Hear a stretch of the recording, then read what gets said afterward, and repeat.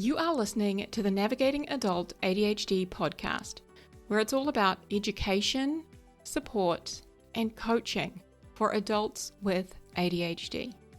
I'm your host, Zena, a late diagnosed ADHDer, here to help you unpack the challenges, frustrations, and the positive side of living with ADHD.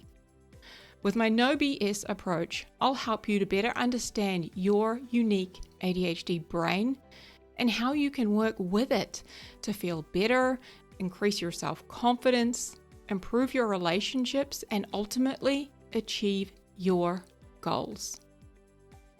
Hello, my beautiful friends. Welcome back to Navigating Adult ADHD. I feel like I haven't talked to you guys for ages because I've been on holiday recently. So I had recorded a whole bunch of episodes ahead of time and I missed you guys.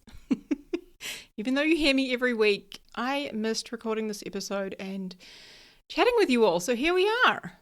Last week, I was on holiday. I was actually in Rarotonga and I took 10 days off work. And I spent 7 of them on a tropical island in the Cook Islands.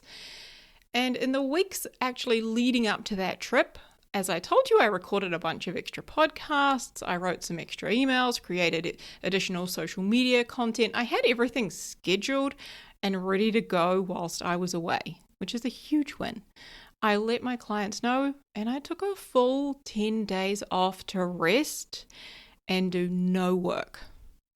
Now, as a woman with ADHD, this is something that I have really struggled with in the past. By this, I mean one of two things, okay? So number one, first of all, getting ahead of my work, all right? That alone requires some very serious executive functioning skills. Planning, organizing, making decisions, using my time effectively. And number two, the switching off part, okay? As a woman with ADHD, taking a break, not working, and, I'm self-employed, I work for myself, but actually letting myself rest, relax, and do nothing, that is something I have really struggled with. And we're going to talk more about that today. So while I've used coaching tools and my other ADHD tools to get ahead of my work in the past, and I've been able to successfully navigate that many times, this feels like the first time that I have actually really, truly felt like I nailed taking a break, having time off without feeling guilty, without feeling like I should be doing more. And that's what we're going to talk about today. So I'm going to start by reading an entry I wrote in my journal whilst I was there. So here goes. I'm lying in a hammock between 2 palm trees and I'm listening to the sounds of the ocean. We have an Airbnb apartment on the beach and it is bliss. In 10 days, I'm going to be turning 38. This year feels different. I feel like I've achieved a lot more in this past year and I've helped a lot of people. Plus, I feel like I know and understand myself so much more. I have a lot more appreciation for me. My recent self-realization is how I always feel the need to stay busy. As if by being busy and doing things, I'm going to feel worthy or like I'm doing enough and therefore I can feel satisfied. I see how much I have struggled to rest, how I've always thought that I need or even want to be productive. But in doing so, I've been constantly hustling for my own good enoughness. What if I get to just feel good enough, worthy, lovable, and satisfied simply because I'm me? I'm a human, and therefore I am worthy of all of those things. I have nothing to earn. I have nothing to prove. No amount of doing or productivity will give me those feelings. I'm just allowed to think those thoughts and believe them and feel good now. That was a little snippet of my self-coaching and my journaling from Rarotonga. My fellow Life Coach School graduate, colleague and coach, Cara Lowenthal, she coined this term called socially programmed anxiety. And her definition of that is the anxiety that comes from trying to live up to society's impossible expectations and from always criticizing ourselves and trying to people please everyone else. It's the anxiety that we experience, which is caused by what society has taught us to think about ourselves as women. Now, I was in Rarotonga prior to this trip. I was there in June of 2021. So what's that? 21, 22, 23, 3 years ago. And the last time I was there, I remember spending most of that trip feeling really anxious. I was worried about taking time off, about working for myself and taking so much time off my business. And I felt like I should have been using that time to work while I was there. And I didn't feel like I had earned a break. I remember, not being as far ahead in my goals and where I wanted to be at that point in time. And therefore, I felt like I haven't earned this break in being here on this island. I thought that every day I was there on the island, I should be doing more each day in order to feel satisfied. So I would get up and I would go for a run, and then I would, explore the island and do things and stay busy, because then I felt like, I could enjoy the rest and the relaxation because I'd earned it. For years, my brain has nagged me with this fucking thought, this almost constant thought, I should be doing more. Like, literally nagging me. And it's so interesting because this is a common challenge for adults with ADHD, right? We often struggle to see and acknowledge what we have actually done each day or each week. We struggle to acknowledge our own achievements. And instead of, focusing on what we have done or how far we actually have come in comparison to where we started, we always look at where we still have to go and what we haven't yet done, right? We focus on that. And we set the bar so high for ourselves, kind of expecting that, that one time where I did all those things in one day, I should be able to do that every single day. Right? And that's where we put the bar. We put it up at that height, thinking, we should be able to do that every day. And then we criticize ourselves when we don't achieve it. Right? Now, for me, I have had that thought plaguing my brain for years. That nagging thought, you should be doing more. You should be doing more. You should be doing more. It's like poking a bruise constantly. Now, finally, some of the dots connected for me. Before that trip, I got some incredible coaching and I did a lot of my own self-coaching work, and the dots connected. And I didn't realize how I had tied my own productivity, tied my own busyness to earning a rest or earning the ability to feel satisfied, right? I had really done that. I was hustling for my own worthiness. So fascinating because I had not seen that before. So as women, we have been raised to believe that our value and our worth comes from how much we get done each day, from what we achieve in our lives, from what we do for others. Women have been socialized to constantly doubt and question their own worth and value as women, as daughters, as mothers, sisters, employees, bosses, neighbors, friends, partners.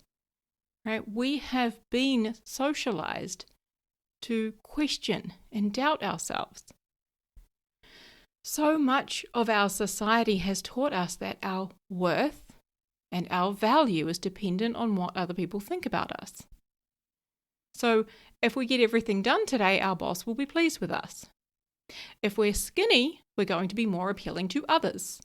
If we have, a clean and tidy house, then our mother-in-law won't make judgmental comments. Right? Society has taught us to place conditions on our self-worth and our value as a human. Now, I'm not saying that anybody has outright told you these things, but it has been implied through the media, through the messages that we have heard growing up. As adults with ADHD, we have been socially conditioned. I'm going to explain what that means in a minute. We've been socially conditioned as adults with ADHD to think that we should be able to do what neurotypical people do. We should be able to do it with the same ease, and we should be able to do it in the same amount of time that they do it in. And then when we can't, or when we really struggle with that, we make it mean that we're not as worthy or valuable of a human. My friends. Trying to regulate my emotions because, man, I'm feeling the feels. But we have been socialized, okay, as adults with ADHD, and especially as women, we have been socialized to constantly doubt or question our own self-worth and our own value. So social conditioning, what I mean by that is from the moment we are born, right, as a baby, we soak information up like little sponges. We learn what's right and what's wrong. We learn that from our parents, from our siblings, from our schools, our communities. We learn what's considered, air quotes, socially acceptable. We learn what's considered not socially acceptable. For example, when you go outside, you should wear clothes. That is considered socially acceptable. Right? We read magazines, we watch TV shows, we watch movies, we see things on social media. And this informs our ideas about our world, about who we should be, about what's okay and not okay and what's preferred. Right? In the magazines, growing up, there were articles that said the bikini body plan you need for summer. Right? Implying that you should have a bikini body, a slim-toned body. 5 ways to be a better friend, implying that you should be a better friend. You should try to please other people. Right? These headlines, those are what we saw and what we soaked in. The princess is saved by the knight in shining armor. Right? Those kind of stories or fairy tales that we watched as movies as kids imply that we need a man to take care of us. Okay? Our social conditioning as somebody with diagnosed or undiagnosed ADHD did not teach us that we have value and worth simply for existing, simply for being a human in the world. Okay, now I'm not saying that you were taken aside as a child or a teenager at any stage in your life and told, look, you're not as valuable as a man, or you're not as worthy as somebody with a neurotypical brain. Right? Maybe you were, okay? But most of us, we weren't told, you're not as valuable as this person or that type of person or that class or what have you. We weren't told that we had to earn our worth or our value. But the messages we've received growing up and over time have implied that. They have taught us to think in certain ways. Now, there is a big difference between thinking you have value simply for existing versus thinking that you have to earn it or you have to prove it, right? Now, most neurotypical men, okay, men without ADHD, most of them think that they are valuable and worthy just because they're alive. That is not something that women, especially women with ADHD, have been taught. Right? Something I never hear from men is, I feel guilty for taking time to prioritize myself and my needs. Right? I never hear men say that they feel guilty for doing what they want to do. But that's something that I hear from my women clients all the time. I feel bad for putting myself first. I feel bad for prioritizing myself. I feel guilty. And that's because women have been taught by society that they should not prioritize themselves and their needs. Men are not taught that, okay? Let's be very clear about that. Men are not taught that. And who does that benefit? Okay? Does it serve you to believe that? No. Honestly, it doesn't. Now, I'm not having a go at men. Yes, I am a feminist, but I'm not having a go at men, right? I have, an incredible partner, and I have a brother, I have a dad, all of these men in my life whom I love. I'm not having a go at the men. I help raise 3 incredible male humans. But it is very interesting to think about the differences in the way in which women and men have received messages growing up and how we have internalized that, right? And this is such a great example that women have been taught through our messaging we should not prioritize ourselves, but men are not taught that. It's very different. Then there's the layer of ADHD. Okay? That adds another dimension again. In a schooling system that is designed for somebody with a neurotypical brain, not a brain that has ADHD, it is implied that we should be able to do things that way, that that is the right way, and therefore there is something wrong with us if we're not doing it that way, with the ease at which other students around us are doing it. So all of this to say, my friends, it's no wonder it can feel really hard to rest. It can feel hard to take a break. It can feel hard to prioritize yourself and your own happiness, right? It can feel like life or death to say no to your boss, to leave a mess in the kitchen and go to your yoga class. It can feel like life or death to take 10 days off your business as somebody who is self-employed. However, my friends, you as a human have inherent value and worth just for existing. As an adult with ADHD, you are lovable, worthy, valuable, and good enough. Simply because you're a human here on this planet. Period. Like, nobody has to do anything to be valuable and worthy of love. Like, this includes you, my friend. You are not a special snowflake. You are not the exception to the rule. Sorry, you're not. Now, if you struggle to believe this, I want you to think about a newborn baby or your own kids. What must they do in order to be considered good enough?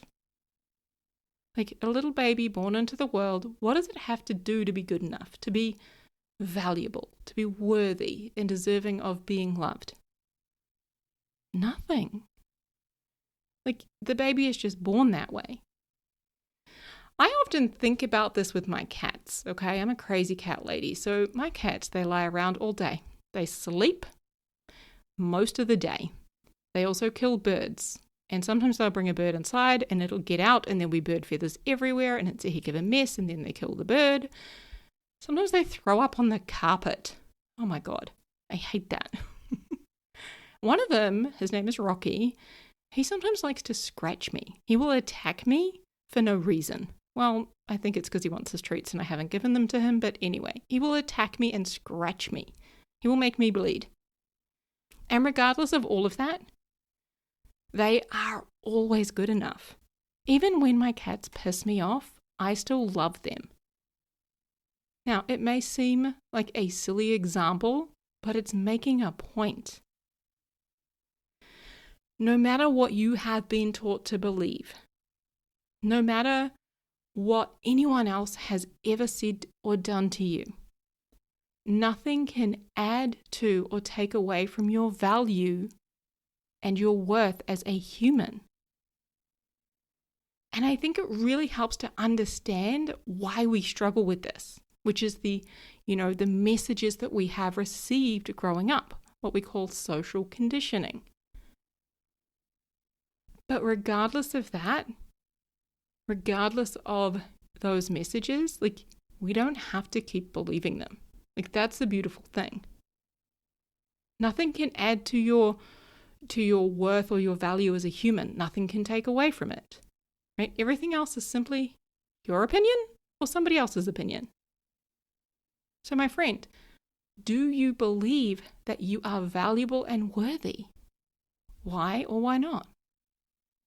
And what messages have you received about being a woman? About being a woman with ADHD? If you're a man, about being a man or a man with ADHD? Right?